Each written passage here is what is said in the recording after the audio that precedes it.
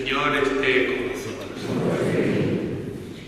Lectura del Santo Evangelio según San Juan.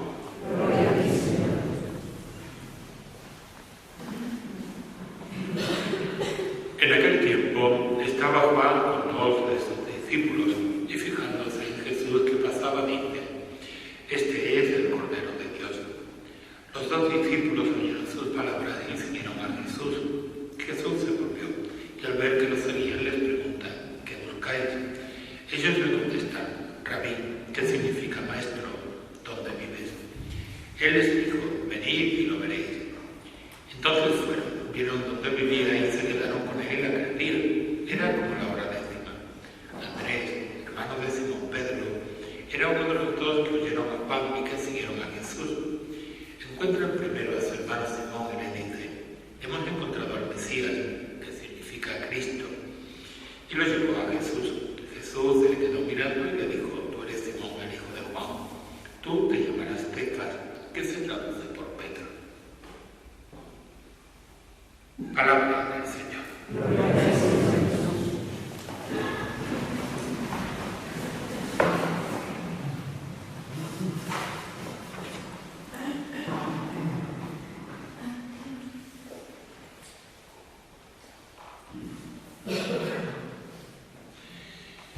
Entre el tiempo de la Navidad que acabamos de finalizar y el tiempo de Semana Santa, que este año además está casi ahí a la puerta de la esquina, los textos que nos va mostrando San Marcos, además el estilo de San Marcos, que es un estilo sobrio y un estilo directo, pues van haciendo referencia a todo ese enmarque que tiene el Señor en la realidad de su vida y que de alguna forma son los que le dan sentido al cuadro de la fe. Hoy es muy curioso cómo aparecen dos personajes secundarios que sin embargo pues son los que hoy concretamente enmarcan este texto. En primer lugar nos encontramos con Elí, el sacerdote del templo, que está allí pues realizando las funciones que le tocan, ¿verdad? Por otro lado nos encontramos a Juan el Bautista, aquel que ha estado anunciando, que ha sido el precursor y que tiene un especial protagonismo en la época del bautismo del Señor y que está, pues como todos los predicadores de aquella época, como todos los profetas de aquella época, con su grupo de discípulos. Recordad que no existía ni televisión, ni prensa, ni radio, y la gran noticia que se establecía, que se propagaba por aquella época, o era la invasión de los romanos, o era la injusticia que cometían con ellos, o era la esperanza del Mesías. Y todo el que se sentía iluminado por Dios era capaz de anunciar esa esperanza del pueblo. Juan, Jesús y otros muchos profetas de esa época son a lo que se dedican, y él y todos tienen sus discípulos particulares. Pero curiosamente, tanto en Elí como en Juan se da algo muy significativo. Siendo los dos protagonistas, son los dos capaces de apartarse ante la realidad que emerge y que es la realidad de Dios. Elí tiene acogido en el templo a Samuel, que será el gran profeta del Antiguo Testamento.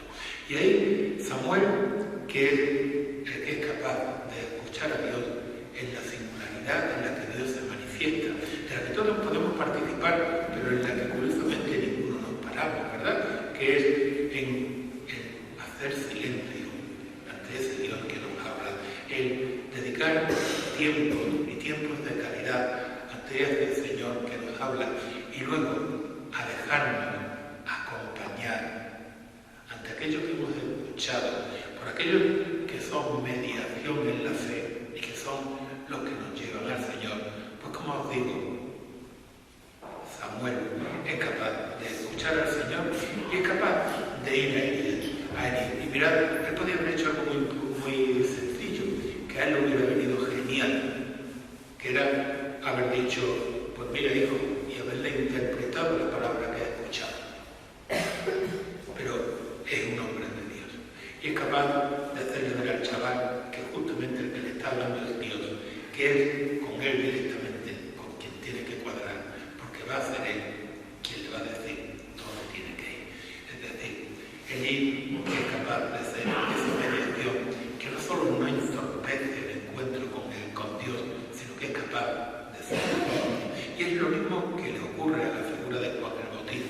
Juan el Bautista, con muchos más motivos que él todavía, podía haberse elegido en el gran profeta del momento. Jesús todavía prácticamente no está haciendo nada y él ya tiene un nombre y tiene hasta reconocimiento por parte de las autoridades. Pero sin embargo es capaz de hacerle caer en la cuenta a sus dos discípulos quién es aquel que está pasando. Es la gran tarea del profeta de aquella época y es la tarea del profeta de todos los tiempos, ser mediación del mundo hacia Dios. Y Juan, ya os digo, lo hace de una forma muy bonita, es capaz de anunciar y de señalar al Señor. Y los discípulos tienen la valentía de dar el paso. ¿Cuántas veces nos quedamos en las mediaciones? ¿Cuántas veces nos quedamos en el primer encuentro, que casi nunca suele ser encuentro definitivo con Dios? Pero ahí nos anclamos, porque en un momento dado nos calentó el alma. Juan, como os digo, es capaz de hacerles a estos dos hacer que caminen tras el Señor para que realmente sean capaces de encontrar ese sí definitivo de Dios para el mundo. Y curiosamente, pues, lo vuelven a encontrar de la misma forma que Samuel. Están con él toda la tarde, dice. Es decir, hay que tener grandes momentos de encuentro con Dios para que el encuentro de Dios con nosotros sea posible y sea real. Y no porque Dios se haga el despistado, ¿verdad? Sino precisamente porque nosotros no nos callamos ni cuando estamos dormidos, que está soñando. El Señor necesita ese silencio interior para entrar en la realidad de nuestra vida. Y estos dos discípulos son capaces de buscar ese tiempo de calidad para estar con el Señor. Lo que es más importante, y es lo definitivo, porque al final es lo único que realmente le da sentido a la encarnación del Señor. Cuando salen de Él, van dando testimonio de Él. La invitación que nos está haciendo la liturgia hoy es a reconocernos discípulos, cosa muchas veces más complicada de lo que parece. En segundo lugar, a saber dedicarle a Dios esos tiempos de caridad. Y luego, pues, a saber contrastar lo que sentimos o decimos que sentimos con lo que realmente creemos. Y eso se demuestra en lo que hacemos. Es el gran criterio de fiabilidad de nosotros como creyentes. Si realmente nuestra vida es